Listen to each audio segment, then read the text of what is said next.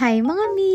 Kakagising ko nga lang dyan at ang baho pa nga ng hininga ko. Ano ba naman kasi napakaagang nagising ni Ate Briley kaya naman wala tayong no choice. Maaga din kasi siyang nakatulog kagabi kaya naman maaga din siyang nagising. Gusto ko pa nga talagang matulog dyan kaso nga lang sabi ni Ate Briley may papakita daw siya sa may notebook niya.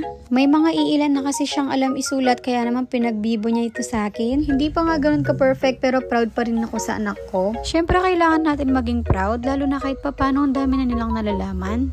At ayan na nga, may sinusulat pa nga siya dyan at tinatanong niya kung tama ba yung ginagawa niya. Maya-maya nga lang at eto na nga, sabi ko nga sa kanya, tayo na nga muna kami dahil nga nagugutom na ako.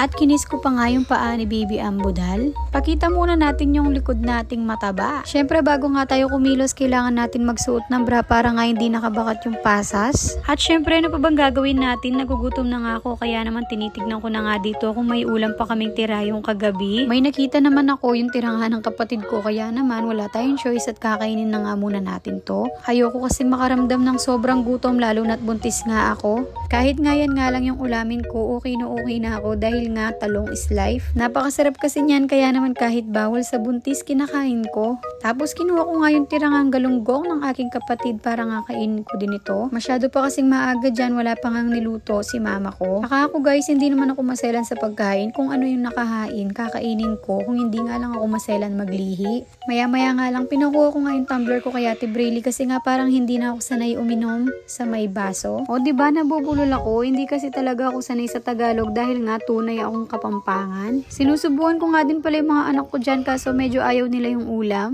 At nung nakaluto na nga ng lunch si mama ko, pinakain ko na nga sila ng tinolang manok. Ang kaso nga lang gusto nga lang nila yung sabaw at yung sayote. Inuko nakarami sila dyan dahil nga siguro nagutom din sila. Nakadalawang sandok pa ako sa kanila dyan at naubos talaga nila. At syempre wala tayong ibang gagawin kundi kumain. Ito nga pala ay lunch time na dyan. Fast forward lang yan ha, huwag kayong masyadong mangusga. Uy charis. Pero kung usgahan nyo ko okay lang dahil masarap naman talagang kumain. Ayan nga pala yung ulam ko, tinolang manok na puro sabaw. Pagkatapos namin kumain, nagsiligo na nga kami ng mga junagis ko. Hay nako, sa susunod niyan, 3 na yung papaliguan ko at hindi ko alam kung mapapaliguan ko pa yung sarili ko. Siguro 1 beses sa 1 buwan na lang ako makakaligo nun. Uy, charis! At heto nga, nagpapaluga nga si Ate Briley, parang may tubig daw yung kanyang tenga. Kaya naman nilinisan ko na din at heto nga ang isa, nagpapakute nga sa camera habang may ginagawa ang kanyang mommy. Ganyan lang yung routine namin araw-araw guys. At habang hindi pa kami nakakalipat doon sa bahay namin, dito muna kami kay mama ko. Yan lang muna sa ngayon guys. Thank you for watching.